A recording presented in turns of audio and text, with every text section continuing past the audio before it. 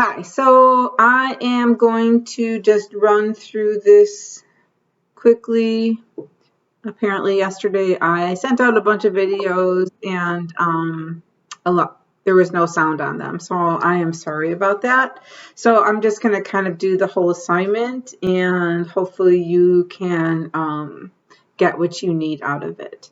So one of the first things you were going to do, we added this heading, number of languages proficient at, and we're going to use the count if to see if they're proficient at the language. And how do we know if they're proficient at the language? It says yes, right? So if they know the language, there's a Y. If they don't know the language, there is an N. So equals count if. In our range, we're going to do it for each person individually. So we select our range from VB to HTML5, comma, and the criteria is the letter Y for yes. And that's it. And that, because it's in a table, will populate all the way down. So now to count the number of women, it's going to kind of be the same thing, right? Equals count if, and then our range, how do we know they're women? Over here in the gender column, so we're going to choose that. And the criteria is F for female.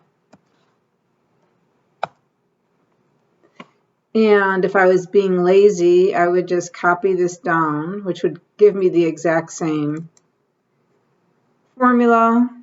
Sorry, we're falling off the page here a little bit. Let me adjust this so you can see it.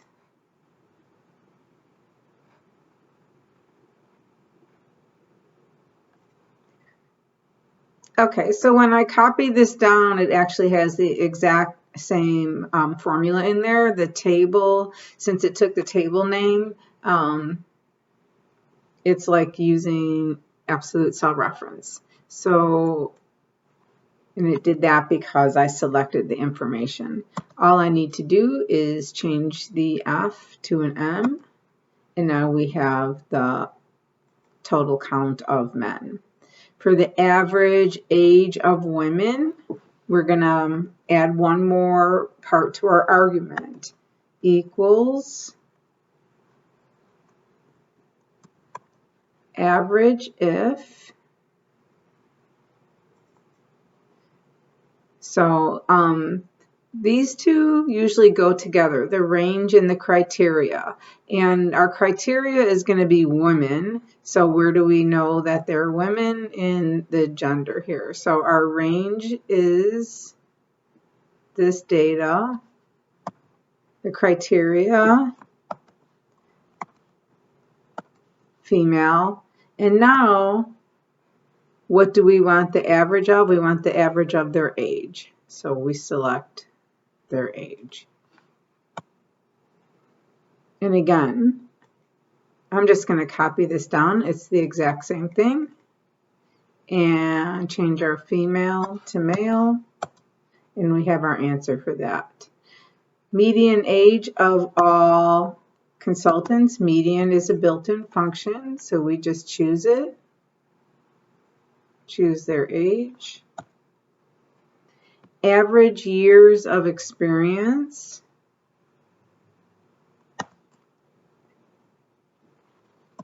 Average.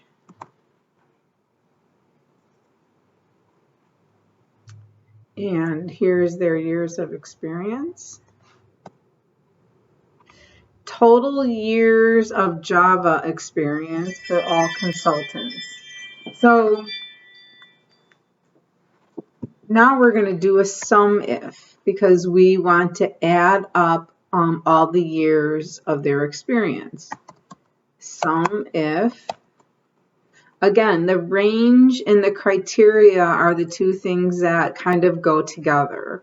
So we want to know if they have Java experience. So that's over here in the Java data, and the criteria is Y for yes. So here's our Java, comma, the criteria is Y,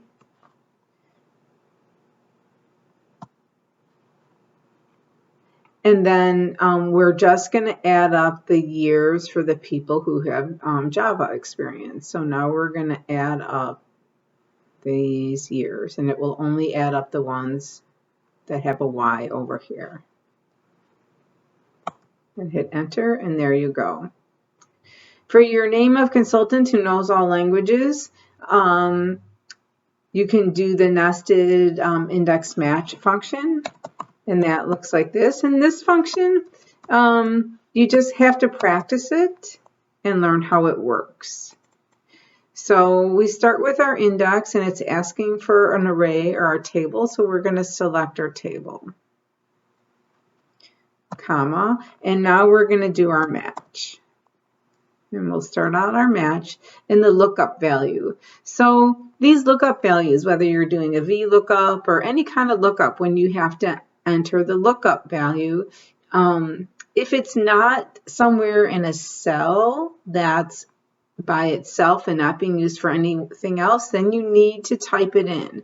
So you should never select a cell that your data is in.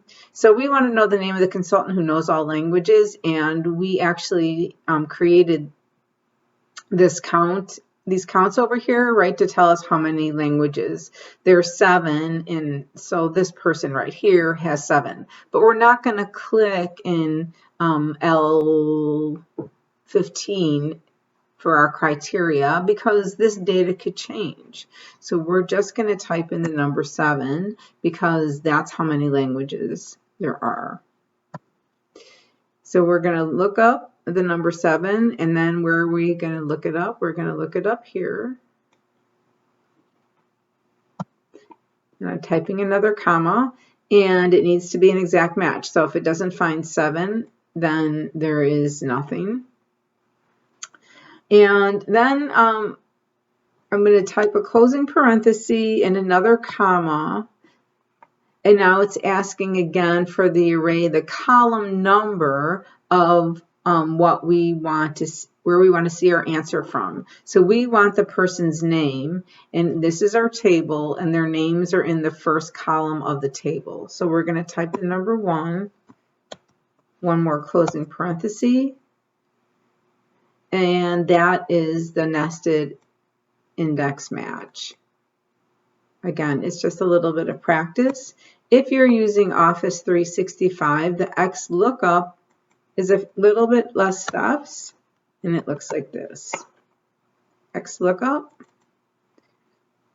and the lookup value is 7, right? There's 7 languages.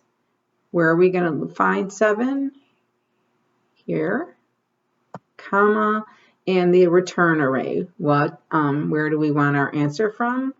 And we want it from here. And actually, that is the end of that function. I can hit enter and get the same answer.